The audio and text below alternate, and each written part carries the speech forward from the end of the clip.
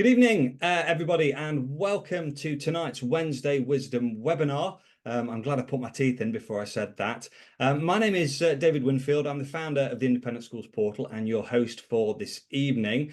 I'm delighted that we're going to be joined by John Southworth, who is going to be presenting this evening. But I also want to say as well that I'm really pleased that Brightcore Consultancy are sponsoring tonight's event. And about halfway through John's talk this evening, we've got Ollie Wellesby, who will give a little 5-minute talk on the impact and the benefit that Brightcore can have on your school before we then move into the second half of the presentation. So I will let John introduce himself, but suffice to say, we are in very safe hands this evening. So without any further ado, over to you, John. Thank you. And Ollie, thanks for sponsoring this. That's great. So we are going to talk about the new framework, and what I want this to be is interactive as you like. So if you do want to say anything as we're moving on, do put something in the chat, and either David and I hope will pick it up. And if you want to interject at any stage, please do. Otherwise, when I get to the end of the presentation, I have got some tips and then some time for questions. So we'll try and rattle through this as quickly as possible. Also, I'll add that don't worry about taking notes, particularly because we can share these slides with you, and the whole presentation will be shared with you. Okay, so who am I? I started my career, I was in the army for 20 years, and then I went into schools, and I was in schools for 23 years, and I left just under a year ago, went into semi-retirement. I had over a decade of headship experience. I was the chair of the Independent School Association and the vice chair for 2 years as well. I'm a trained ISI inspector, and I do quite a lot of consultancy for ISA and independently doing compliance checking. And one of other major roles, I work for an Australian company about promoting well-being. So that's really pertinent to this evening because well-being is at the top of the list when it comes to inspections. Caveat at the bottom, I do not represent ISI in any way, and my views are entirely independent. So some of the things I will say, if they're going to be slightly off track, I will let you know. Okay, so the new framework is for association schools. So ISA, IAPS, HMC, etc. So those are the ones who are going to be inspected by ISI. Is it different from Framework 16? Well, the key thing is it's still ensuring that every school still meets the standards. So the standards haven't changed. There are 173 independent school standards, and there are another 151 boarding standards, and there's 172 early years standards. So there are a lot of standards, and there's also KISI, working together, prevent, and a whole host of other documents that make up this framework. So a lot of standards that you have to meet. 23 still does not compare schools. It doesn't look at one school and compare it to another one.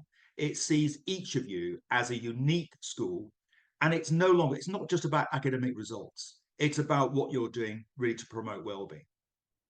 It's going to ask you what is distinctive about your school. And what you need to know is what is distinct about your schools. You can share that.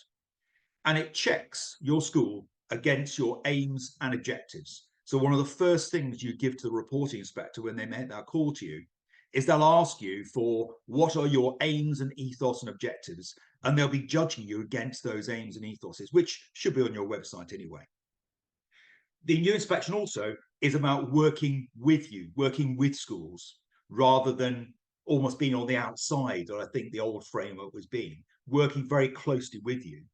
And the key difference is that there are no longer any grades. So the days of excellent, good, satisfactory, unsatisfactory, all gone. There is no grades. The standards are either met or they're not met. Some people are asking, why is there a new framework? Well, F16 was a good framework. I inspected under that a number of times. It was fit for purpose. It had a cycle of compliance, and then the following three years later, you did the educator quality, then it reverted back to compliance again. But since then, there has been a considerable change in the educational landscape. We've got digital learning, artificial intelligence, everyone's invited, Black Lives Matter, big change in the RSE curriculum, and of course, big changes in KISSE. So all that has come together, and we're obviously right in the centre. We had COVID. So that has all influenced how this new framework was brought about. And I said, have the regulations changed? No, they haven't. It is still about actively promoting the well-being of your pupils. And the next thing it does say there, it says the scope of evaluation for pupil well-being, as specified and defined in the Children's Act, is set by reference to the existing requirements of the standards which schools currently have to meet. Pupil well-being, as defined by the statute, is holistic and not a separate measure. Therefore, evidence of pupil well-being is found in all aspects of school life.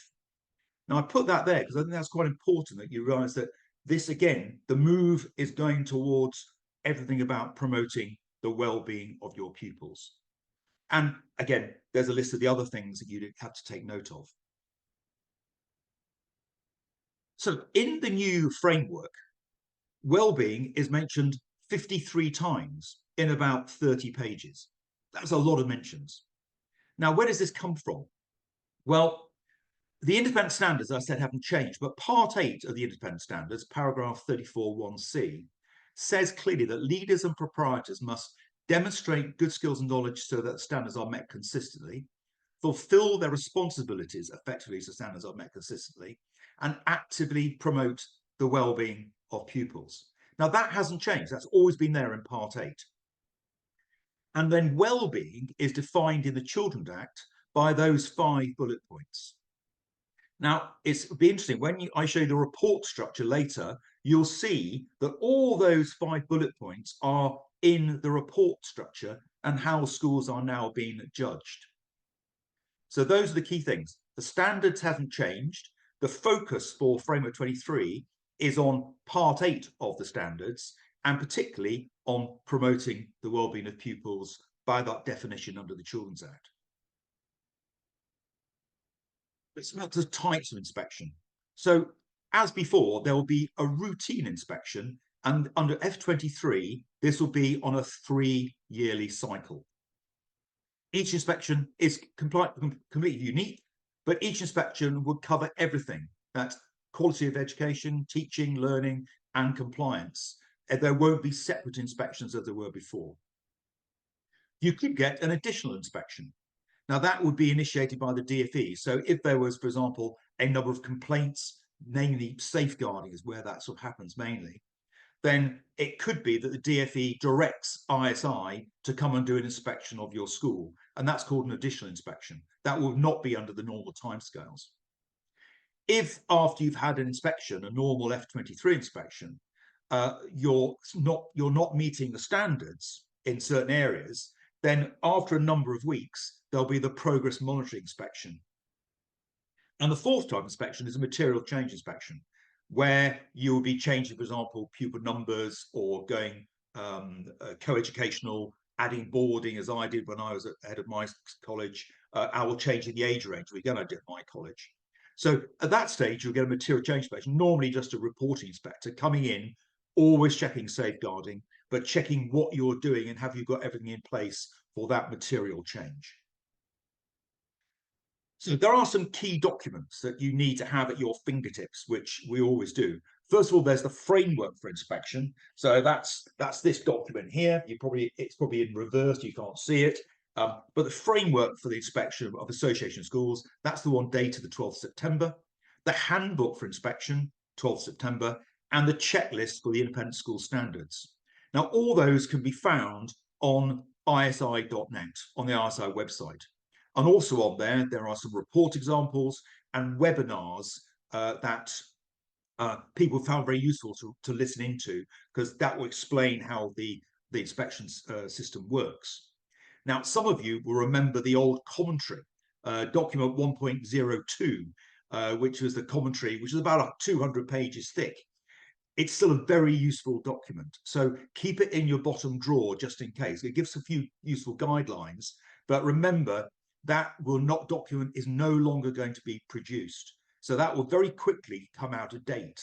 So, but it's very, very useful now to get it and have a look at it, just to remind yourselves of it. So there are four key pillars of the new inspection. And this is what I call the inspection methodology. So it's manageability, collaboration, triangulation, typicality, and proportionality. So manageability. Inspectors and ISI are fully aware of the massive impact it has on you when we all descend on your school on a sort of a Tuesday, having got the call on a Monday. And in the past, you've had to prepare reams and reams and reams of paper, a room full of documents, and you've also had to beforehand uploaded so much information up to the ISI portal. All gone. That's what manageability is about. You're not expected to change anything for the inspection. So if it just happens that the week that the inspectors come in, you have a whole school adventurous training activity, they're all going out to the woods in Wales, or the mountains in Wales, then you carry on. You don't change anything. You carry on and doing what is typical and what is normal in your school. As I said, business as usual. There is no specific documentation required prior to inspection. Therefore, there's nothing for you to upload to the portal anymore. When the RI calls you on the Monday, they will only want very, very limited information from you. They'll need to know the name of your proprietors. They'll need to know your aims and ethos and objectives. They'll need to know your staff list and any staff absences and the staff timetables. That's all they need to know on that first call. Nothing else at all. Now, clearly, you can give them more information if you want to, but they are not allowed, the RI is not allowed to ask you for anything else apart from those 5 things I've just mentioned. There's no longer this collation of pupil work where you put all the work for work scrutiny, put all the work in a room for the inspectors to look at, all gone. We'll see it in whatever format it is available. If it's online or if it's in books or in folders, whatever it is, that's how we'll look at it. You don't need to prepare any case studies anymore, although I'll come to that later on. Having you fill up your sleeve is a very good idea. We will ask you to suggest the best times for discussions. So we'll ask you, when is the best time to speak to your early years? When's the best time to speak to your year 9s? Because it could be the best time to speak to your year 9s could be at 11 o'clock in the morning rather than 4 o'clock in the afternoon. So that's the kind of discussion that will go on to make sure that there is no disruption to your normal school routine. The final thing is we're trying to avoid photocopying absolutely completely. So there should be no photocopying of anything that you need to do. Hopefully that will save you some bills, but also just the massive unnecessary amount of paper mountains get printed off for inspectors and literally then just go through the shredder the moment we leave the building. The next thing is collaboration. So on the back of manageability, we want to work with you. There'll be regular meetings between the reporting inspector and the head or the principal or the head teacher. In the past, you might have met them first thing in the morning and last in the afternoon. Now they might meet you 3 or 4 times during the day to see how things are going, to update you, to keep talking with you, to make sure the inspection is going along the right ways. There'll be opportunities for you to signpost any additional evidence that maybe the inspectors haven't seen. We'll be going out on joint lesson walks. So we will meet with senior leaders and we will go and walk around the school with you. So you can show us the lesson. You can then identify areas where we need to look at. You can identify things for us. Going towards the school for health and safety. So I was always a compliance team inspector. My most recent inspection, again, I did the joint tour with the health and safety people, and you go around with them and you talk about everything as you go around. And there'll also be joint reviewing of work. So when we're doing review work and work scrutiny, we now do it with heads of department with pupil work, or we do it with pupils and their work. And it's done with other teachers there as well. It's not just all separate as it was in the past. The key thing about collaboration is effective communication. And that's what the inspectors now try to do, get very much effective communication going on. The third pillar is triangulation and typicality. So evidence gathering. I mean, we have 4 things that we're told to look at, which is what do you notice? Why does it matter? How does it fit? And what more do I need to know? We want to see your school operating as it usually does. What is typical? What is your school culture? We don't want to change anything. We want to see what is typical in your school. So we don't want to lay on anything special, because it will shine out like a sore thumb if you put on something which is just for the inspectors. How are we going to get this evidence? Well, it's all about contextualizing it. So can we see that in that short space of time that we're there, 2.5 days, can we see that this is your normal provision over time? And we'll get the evidence from discussions with leaders, staff, pupils. We get the surveys. They used to be called questionnaires, but they're now surveys. Observations as we move around the school, less observations of people work, lesson walks, learning walks, and obviously scrutiny of documentation and records. So that's where we get the evidence from. So it's all about what we see, what we read, and what we hear. And then there's another list of things underneath there, which are all the other things we're going to look at. Just a few examples. The final pillar is proportionality. I think it used to be called materiality in many regards, but it's about professional judgment. So the inspection team, led by the RI, we make a corporate judgment. It's a joint judgment. It's not just the RI saying, this is the decision. We all have to agree it. So if issues can be easily resolved, they can be resolved on site during the inspection. There might be a note in the report that says the school needs to do something so and so to do with health and safety, but it was resolved during the inspection, but it won't lead to a failing of the inspection. We want to see that there's reasonableness in our leaders and you, the leaders, your decision making. So if there's something which is not quite met, or for some reason, if there's a good reason behind it and you can articulate that, then it will be fine. And if there is a relative weakness which doesn't cause a failing, then it will be in the report with some recommended steps for what you should do next. But I'm afraid any systemic failings will lead to standards being unmet and then the inspection being failed. But I would say at this stage that if you have had an inspection in the last 4-5 years and you passed and you got through and you got a good grade, you should be confident you'll get a good grade under the new scheme, because before you had to meet the standards and the regulations, nothing has changed. You still have to meet the standards and the regulations. So when are you likely to be inspected? Well, it's the question you all want to know. But the inspectors, we're about 4 years and a term behind the norm.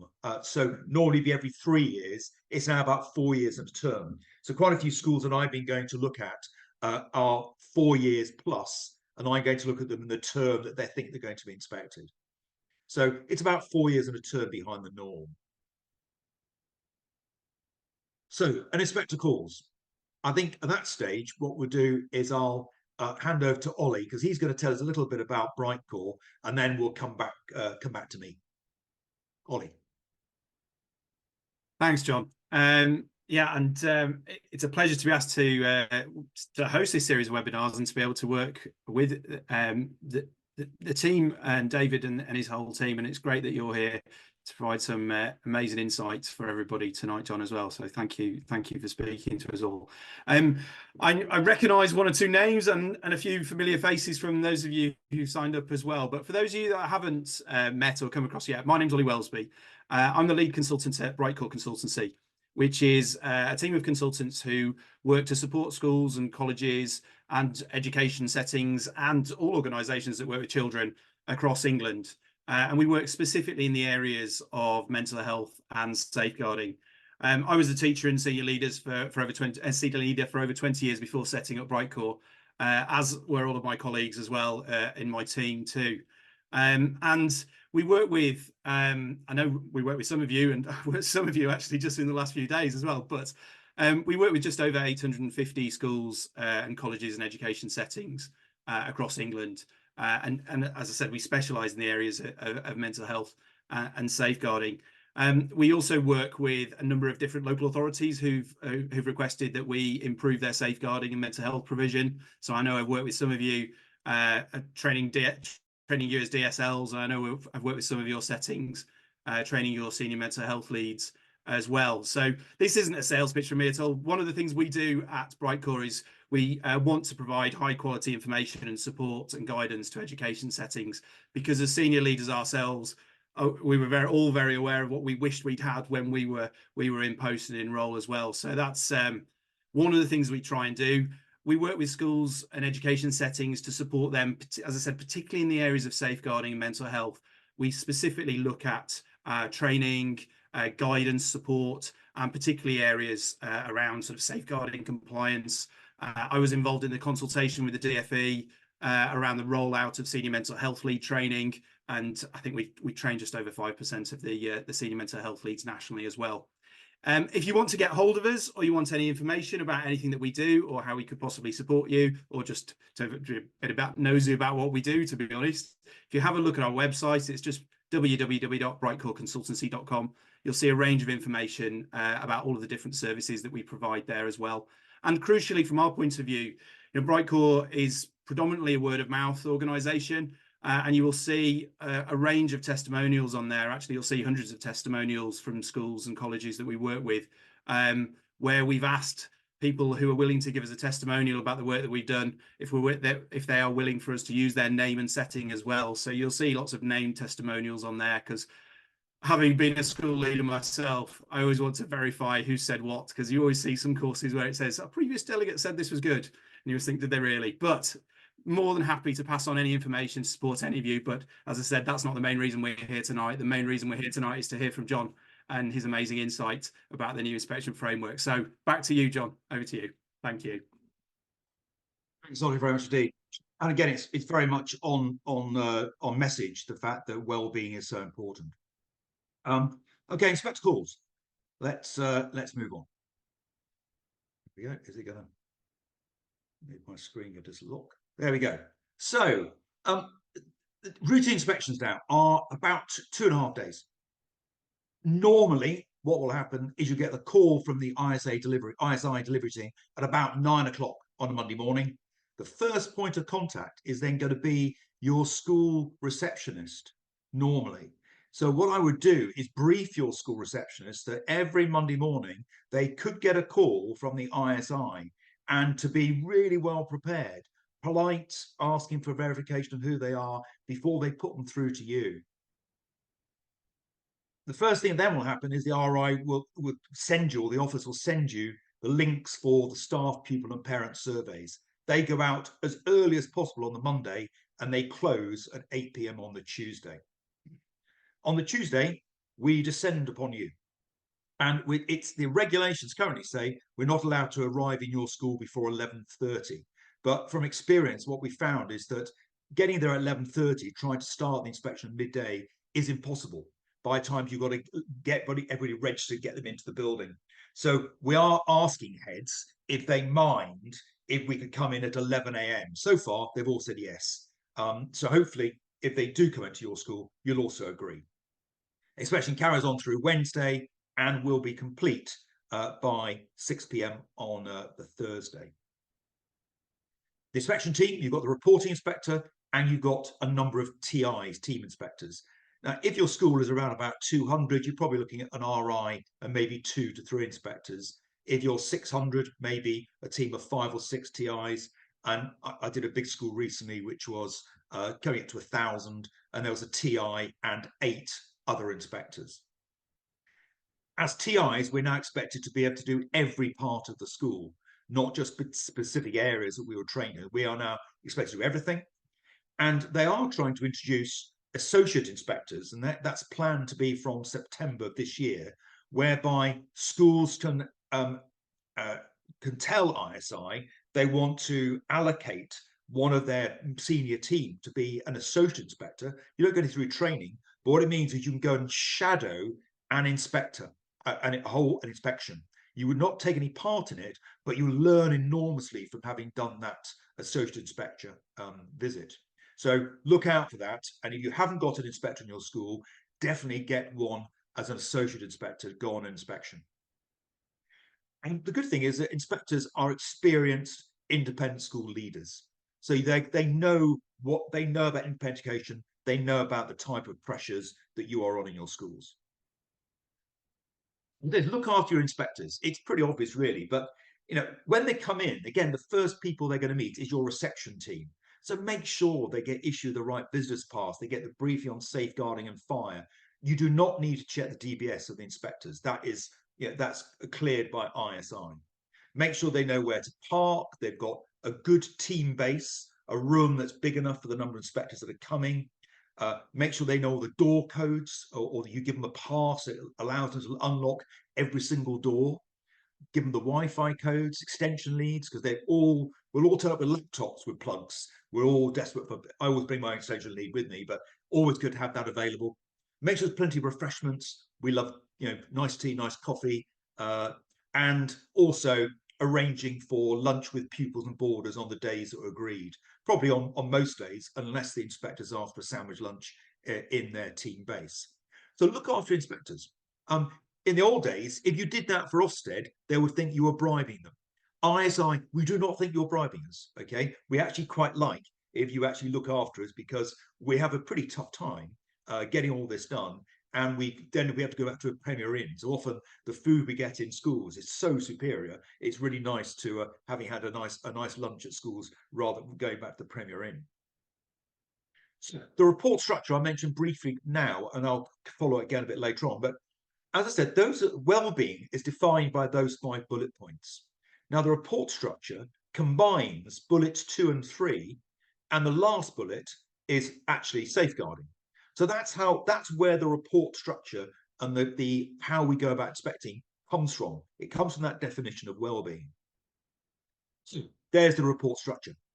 The first part of it will be a summary of the inspection findings. There'll be about 9 or 10 paragraphs on what the school's done really well and whether the standards have been met or not met.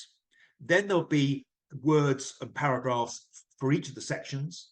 There'll be another set of information about safeguarding, and finally there'll be all the information about the school details. Personally, and this is a personal view, I think the school details should come first. So when you look at the report, you know what the context is of the report you're writing, and then you can then go through it. I think leadership management should be at the end. You go all things through there, and then that leads to leadership management getting a judgment. But that's my personal opinion. There will be EYFS and NMS in that report as applicable, depending on what type of school you are. And as I said before, no overall grade. You either meet or you do not meet the standards. And it's all about the extent now to which you meet the standards. So if you just meet them, the report will be fairly bland because you just meet them. But what we're actually looking for is some significant strengths. Now, as far as I'm aware, I think no school yet has had a significant strength on the report. There might be just one coming through. But to get a significant strength, you literally need to hit every single standard absolutely at the exceptional level. And then you'd be classed as having a significant strength. So let's just go through each section very quickly. Leadership, governance, and management. This is, discussing things with your leadership team. And it's going to cover risk. What are you doing about risk? What are your risk assessments going on? Safeguarding. Have you provided all the right information on your website and to your parents as necessary? How are you dealing with complaints? How are you dealing with EYFS? How are you dealing with boarding? So it's going to cover those as a start point. Lots of other things, clearly, but they're the main things that we cover. Section 2, education, training and recreation. So again, we'll be looking with subject leaders for these things. How do you map the progress of pupils in your school? And how do you map that progress and have strategies for improvement? How do you set targets? How do you track it? How do you monitor? What do you do when someone is not performing? What strategies do you put in place? How do you reflect on those things? What is your value added? How do you deal with the gifted and talented with stretch and challenge? So they're all linked to the old things of outcomes and knowledge, skills and understanding under the old framework. But they're the kind of things we're going to be looking at. So you have to ask yourself, what will you show the inspectors to demonstrate attainment, progress, intervention and outcomes? You could do it on a spreadsheet, on a Word document. A lot of you will have, graphs and so on. Graphs are really good. If you can show graphs of showing the line going up of a particular pupil or of a class group going through the school, that's the kind of thing we need to see. But also You must make sure you've included your SEND pupils and do assessment outside separately, so we can see how are your SEN pupils progressing relative to their cohort. Likewise, you've got EAL pupils, how are they progressing relative to that cohort? So we'll be gathering evidence from all these things, pre-inspection information on the website. So the only thing we can look at before we turn up is your website. And we only get to know about the inspection as TIs on the Sunday before the inspection normally, whereas the RI will know many, many weeks before. We'll discuss with leaders on attainment progression. We'll do case studies, lesson walks. One of the inspectors will go around with your leaders to show, so you can show us your lessons in progress. We will do a lot of focused lesson observations. On my last inspection, I did 25. So that's about the kind of number each inspector will do. We're trying to see at least every teacher if we possibly can. It doesn't always work like that, but we want to see at least every subject and most year groups in that subject. And so we come into lessons normally for around about 20 minutes. So in the old days, when you had to produce a massive, great lesson plan, according to the PGCE guidelines, don't do that. But do produce something, perhaps a little template to give to your teachers where they can write in just what the year group is, what they're studying, what they just studied in the last lesson, what progress they're making in that particular topic they're studying, just to give it a little bit of an idea before we sit down and observe the lesson. But be prepared for inspectors to walk around the class, looking at pupil work, talking to pupils while you're teaching. Just tell your teachers to ignore the inspector, get them what they're going to do. If it happens that when the lesson ends, the inspector leaves, the inspector might well have a chat with the teacher as well. So we do lots of discussions with HODs, with their pupil work. So we're looking at the lower, the mid, and the high end, and asking your HODs to go through how they are mapping progression, how they're looking at attainment, how they're mapping value added, what are they doing? So get them to tell us how they're running their departments. We'll also do the same thing with pupils, we'll do the same thing with teachers, and we're contextualizing, is this typical in your school? Sections 3 and 4 are more about the more woolly, furry things around the pupils. So this is about, first of all, if you look in the center, that's the self, that's the pupil. We're looking here about their spiritual and moral obligations, then self-knowledge, self-confidence, their relationships, and their personal and health issues. And then around that is all the things that could impact on that: the accommodation, the first aid, health and safety, supervision, registers, anti-bullying. So those are all things around it that can impact on the pupil in the centre. So we're going to look at mutual trust and respect, particularly those with protected characteristics. So I went to a school recently where pupils did not know what protected characteristics were. When you talk about them, they thought, yeah, we know what that is, but they didn't know that it was called protected characteristics. So make sure your pupils understand protected characteristics are these things. Make sure they understand the phrase protected characteristics. Then there's the physical side, the PE and the PHE, and relationships in religious education, so relationships education and relationships and sex education. Now, I've just said that, make a curriculum subject. One of my big recommendations to schools is treat RSE like you treat maths or English. Have a head of department, have a faculty which it's a member of, write reports on it, do proper assessment, termly assessment, which you can then demonstrate to the inspectors that you've done that assessment. Part of the regulations say, it's actually in the RSE guidance, you have to have a policy, you have to teach it, and you have to assess it. So demonstrate how you assess it. I used to do just 10 multiple choice questions at the end of each term. Then at the end of the final term, did all 30 together, and you could then track how they'd improved over the year. Section 4 is slide from section 3 in the middle. Now on the outside, it's this preparing our pupils for life outside of school. So their values, the law, respect, democracy, the contribution to society. Again, schools should be contributing to their local communities through charity work, through visiting old people's homes, through visiting underprivileged children, all that type of thing. Make sure inspectors see that, because that's absolutely crucial. And how are they also showing responsibility? So are they in pupil voice? Are they in student council? What impact is that having on your school? So this is the kind of things we look at for section 4. Age appropriate understanding of protected characteristics, ensuring pupils are free from discrimination, and in lessons when we're there, looking to make sure they're aware of the world around them and they understand fundamental British values. So again, we do lots of lesson observations, and also under this section, we look at careers. Now, I'm asking, do you engage the Gatsby principles? You don't have to, but that's a good starting point. But the key thing is, are you giving careers education to all the appropriate year groups? And is the advice you're giving impartial?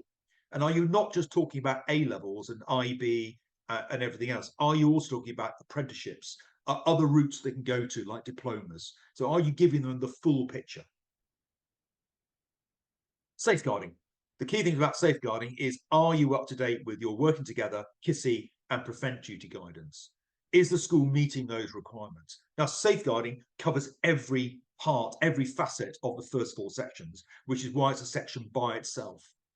But we need to check that you're obviously doing those things, first of all, correctly. But are you also, is it the culture in your school that safeguarding is absolutely paramount importance? And does everybody understand that it can happen in your school? So we're looking for effective training, identification of risks, doing risk assessments, well-being, welfare risk assessments on every pupil you perhaps have on your CPOM system or your My Concern system. Are you putting the right risk assessment in place? How are you doing about intervention? How have you recorded it? What systems have you got in place? And how are you working with those external agencies that are outside of the school? So we look at policies, we have discussions with the key teams, we review all your records, your bullying logs, your serious disciplinary logs, and we want to also talk about a couple of case studies with you. So get your DSLs to understand, have a couple of case studies up their sleeve they can talk to the inspectors about. And then, how do procedures contribute to all staff dealing with safeguarding? So do your staff really understand the procedures to go through? So do they also understand things like low-level concerns? And are they using it? Do you have a low-level concerns log?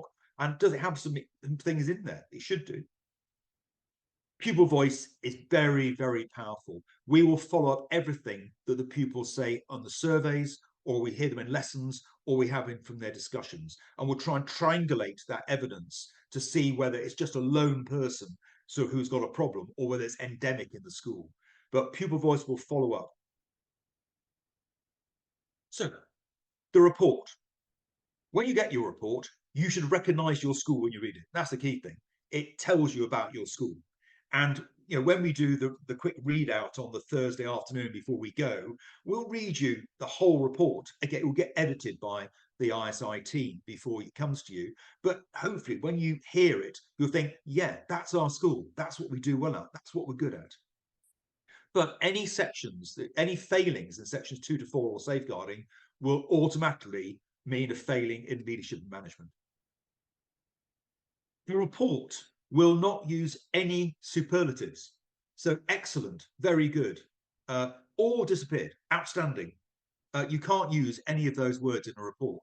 The only word we can use is good, and that's only when it refers to pupil progress. So pupils make good progress. The fact they're all getting 9 A stars at GCSE and 4 A stars at A level, it will still be they're making good progress. That's all we can say. So the superlative will disappear.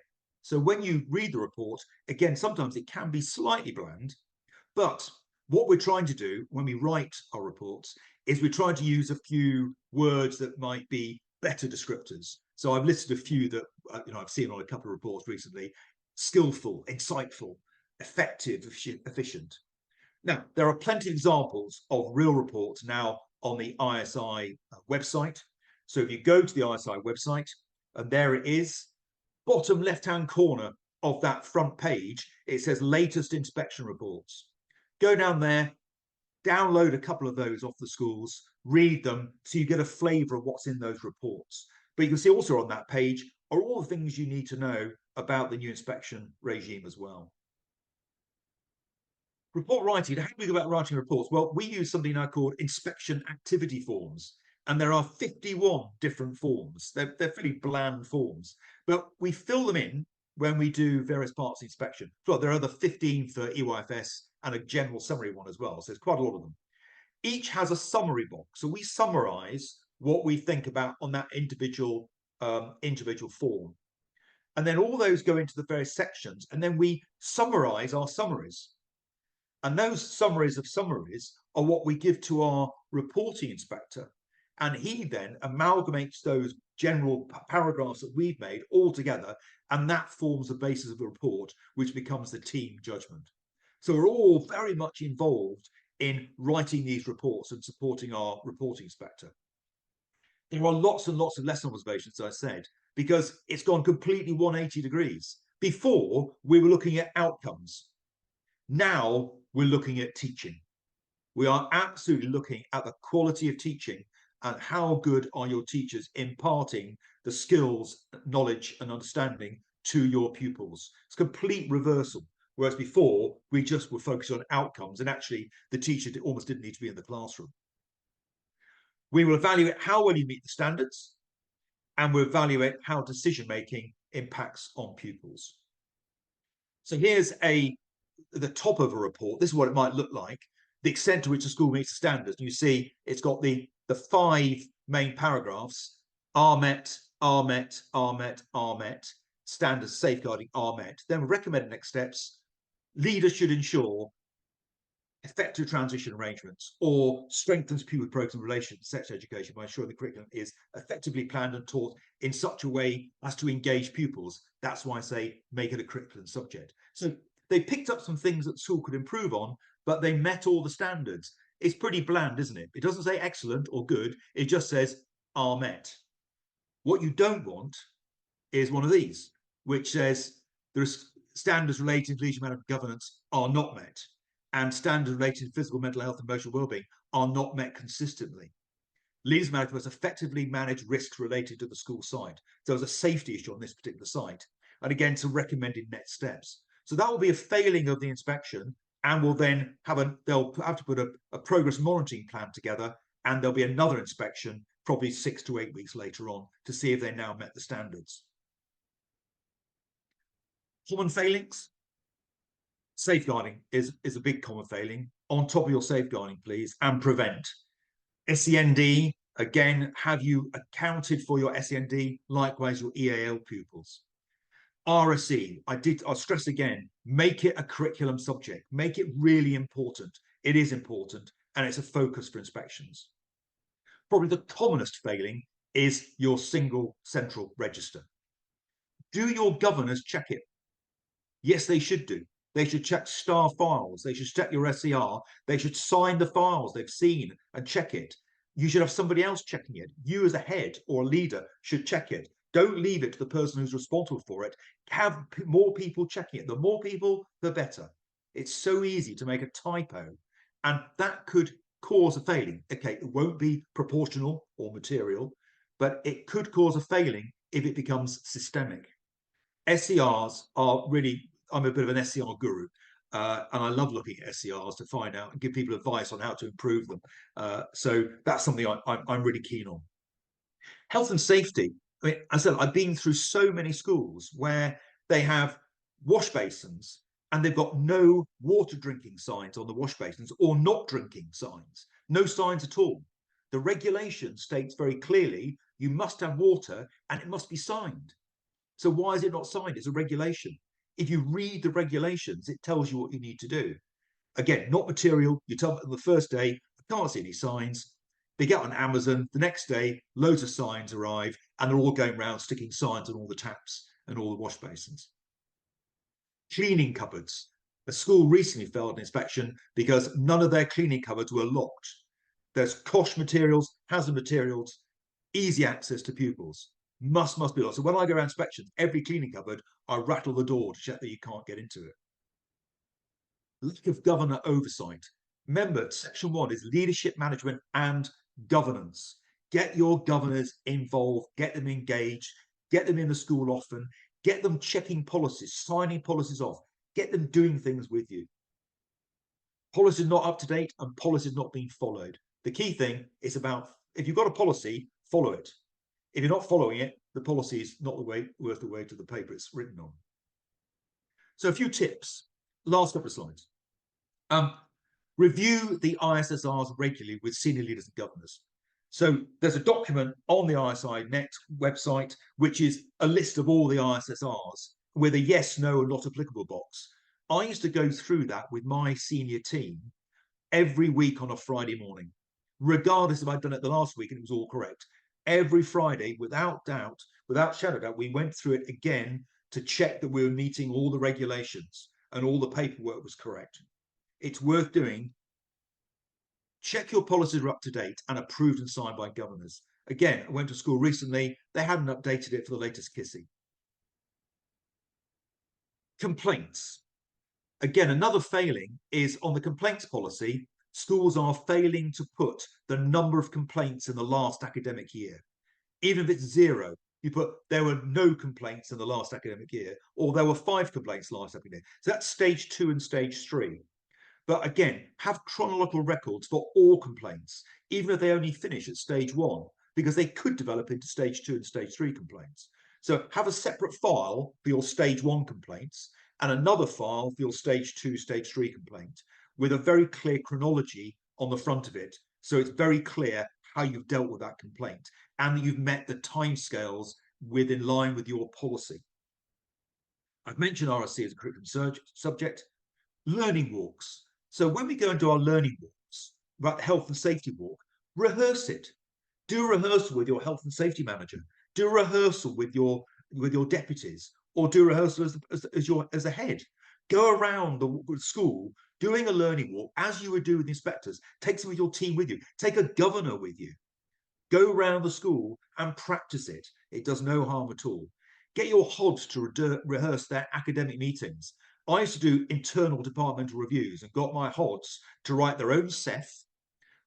We did lots of lesson observations, and we did a review of all the work scrutiny and track their progress and monitoring. So again, do it internally. So when the real thing happens, you're doing it already. Do some surveys if you haven't done them already. Do some surveys with your pupils, definitely. You should also do surveys with your parents occasionally, so that pupils understand the kind of questions they're going to be asked, and also they can ask you questions. What do I do about this question? What would I say? How would I answer it? Make sure safeguarding is the culture of your school. So again, in my school, I got my DSL on a weekly basis to send out an email with a new safeguarding question. And then the next week, they gave the answer to the question and the new question. So by the end of the year, they'd asked about 30 different questions with 30 answers. So it was always in the staff mind that safeguarding should have been at the top of their list. I've mentioned SCR. Make sure you're doing the online checks. There's various ways of doing that. Don't just sit and look on Google. There are various companies that do it, and I can always advise people on that. Make sure the S128 checks are done appropriately. So if there's an internal promotion, internal interviews, internal references, and then S128 check before they get promoted into that management position. And staff dates, staff TART dates, make sure all the checks happen before the staff start date. Now, most people put the 1st September as a staff date, as a start date, but that's what's on their contract. That's when they're probably getting paid from. They might not actually start until the 5th of September, when they actually come in for the first day of inset. So put the 5th of September on the SCR. We don't need to see contracts. We just need to see when is the start date. When do they first come in contact with young people? And then as long as all the checks are before, it gives you a little bit more leeway for those staff who bring their DBS in on their first day. Make sure you've got 2 contacts as a minimum in your admissions register. That's not an ISSR requirement. It's a KISSI requirement, which overarches on ISSRs. Have some case studies ready. Effective information is more important than policies. Consider your SEF and your school improvement plan, your school development plan. Perhaps use an update that you do to governors. There is no requirement to produce a SEF. A SEF was given to you by ISI years ago, and people filled it in. Mine was 69 pages long. The RI doesn't have a chance to read it, to be honest. Now the new scheme, definitely don't. So give them whatever you're giving to your governors. If that's what you're doing, if that's what you're doing on a regular basis, give that to the inspectors. You do not need to produce an all singing, all dancing set. Make sure you've got a risk assessment and policy registers. So you've got a list of all your risk assessments, all your policies, with when it was last updated, who's responsible for it, when it's got to be newly updated. Again, very simple thing to do, very good thing to show your inspectors, and get your governors involved and engaged. A few FAQs. I said the SEF is one I've just covered. Pre-inspection documents no longer needed, but again, having information about the school ready for the RI, very, very useful. No longer document uploads. You will be given on that first day of the inspection the team room, the inspector's team room, and it's into there that you upload all the documents that the inspectors need. So you just, everything is electronic. ISI has produced a regulatory audit tracker. Again, it's just a guideline. You don't have to use it, but you can have your own audit tracker to make sure that it's very clear that you're doing all the right checks in terms of compliance and health and safety checks. And then on the ISI webpage that I showed you, there's an FAQ section on the right-hand side of the webpage, where again, it's got some common questions that are asked by teachers and by inspectors. Summary. It's all about manageability and collaboration. That's the key change. We want to work with you, not against you. Actually, inspections can be quite enjoyable. I had 3 inspections at my school, and they were all actually quite fun, including the material change. If you are confident with what you're doing and you know your culture, you know your school, actually impart that to the inspectors. They love it. We want to see business as usual. Do not put on anything special for us. And remember, inspectors, we're humans. We understand what you're going through. We've been through it ourselves many occasions. We want to do the very best for you. So do what you do best and promote the well-being of your pupils. That's me done, David. That was a real whistle-stop tour, John. Absolutely phenomenal. Thank you so much for that.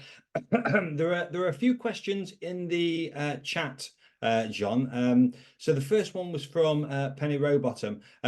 Obviously, the focus has shifted towards lesson observations, and she's asked, is that 25 lesson observations per inspector, did you say? And my additional element to that would be, is it the same for prep schools as well as the secondary schools as well? Yeah, so on the last submission I did, each inspector did about 20 to 25 lesson observations, including the RI. We did a lot of lesson observations, and it gives you the most amazing picture of the school and the quality of teaching and learning, and of course the quality of the behaviour of pupils in the lessons. It's amazing what you can pick up by doing those lesson observations and then walking between lesson observations. So again, we only do about 20 minutes. We don't sit in the whole lesson, so we're getting a flavour of what's going on, which is why I said don't produce PGCE sort of lesson observation forms. We just want to get a flavour of what you're doing in that lesson, maybe where the gifted and talented, maybe where the SEN pupil is, maybe where the EL pupil is, but don't really write anything major on this. So yeah, we do a lot of lesson observations, and in prep schools and so on, yes, we'll do the same. We're going to do a lot of lesson observations. Sometimes you might find staff are inspected at smaller schools, maybe 3 or 4 times, because they happen to be the person who teaches maths, science, and computer science, and also does the PSHE. If they're the only person who does PSE, we're definitely going to see them do that. But they might be teaching 4 other subjects, so we might see them 4 or 5 times. It doesn't mean if we inspect someone 4 times that there's a problem. We just have to do it. Likewise, if someone doesn't get inspected, don't feel sorry about it. Actually, ask somebody to come and inspect you. Come and look what you do. If you do it well, let someone come and see it. Brilliant. Thank you, John. Richard Ribeiro has asked, is it possible to find examples of material change inspection reports for extension of age ranges? Yes. What you'd have to do is you'd have to again go onto the ISI website and go find us. If you know a school that's had one of those changes, if you look at that school, all the reports will be on their website. There's no simple way of doing it. You might just do a Google search of material change inspections in schools and see what crops up, and there will be some examples. I mean, I did both an age one and a boarding one, so I've got a bit of experience of it. But there's no simple way of getting a copy of an inspection report unless you know the school that actually had one of those material change inspections. Brilliant. Thank you, John. Claire Freeman has asked, which and how many governors will inspectors want to see? That's a very, very good question. They definitely want to see the safeguarding governor. That's a real must. They don't necessarily need to see the chair, but it's quite nice. Really, we only want to see 2, 3 maximum. What we want to do is just get a flavour of do the governors understand the school? So the kind of questions we'll ask governors is, what's great about this school? Tell me something about it, which is really good. And then we'll say, how do you know that? Then we'll ask about their training, how they've gone about their training. We'll ask them how many times they come in, how often the DSL talks to the safeguarding the governor, what integration there has been with the safeguarding governor, with the DSL and the safeguarding team. How often is the governors doing audits of various things in the school? Are the governors even coming to do lesson observations? When I got my governors to come and observe me doing lesson observations, so they were feeding back on my ability to observe lessons. And just think outside the box of how you can involve governors. But normally we only want to see 2 governors, and the head also should be in that meeting as well. So it would be the RI and one other inspector normally. The other inspector will be taking notes. The RI will ask the questions, and it aims mainly at the chair of governors and the safeguarding governor. So 2 normally is all you need. Perfect. Very happy to do it remotely as well. They don't have to actually be in the building, although most governing bodies do try and be there. But if you want to do it by Zoom or by Teams, that's absolutely fine. Brilliant. Thank you, John. I'm conscious that we're running out of time, and I will ask you one more question, John. However, if people pop questions in the chat, we can record the chat. Could I just forward people's questions to you, and then we'll pop them all on the sheet so everybody's question gets. Yeah, absolutely, no problem at all. All right? No problem at all. Brilliant. Okay, so yeah, so do fire your questions onto the chat if you have one. The final question for this evening then is from Laura Tabb. You mentioned that the cycle is 4 hours, and it's 4 hours, 4 years and a term behind. Just to clarify, do you mean that we might expect an inspection 4 years and 1 term after our last one? That's correct. Yeah. So if you were inspected under the old framework, let's say you were inspected in September 2019, you would reasonably expect to be inspected again in September 2022. But there's a delay of a year, so that's September 2023, and a term, so you're looking at January, February 2024. So it's 4 years and a term after your last inspection. That's, again, don't quote me on it, that's the general sort of timescale that I'm finding with all schools that have been inspected. They're currently 4 years and a term behind their last inspection. Perfect. But that doesn't mean you can't have an additional inspection coming in tomorrow, or not tomorrow. It could be tomorrow. They don't have to come on any particular day. So additional inspections come on any day, and they'll phone you up when they're literally 5 minutes away from your front door and say, "We are about to arrive in your building. Please expect us." And literally 2 or 3 minutes later, they walk through your front door.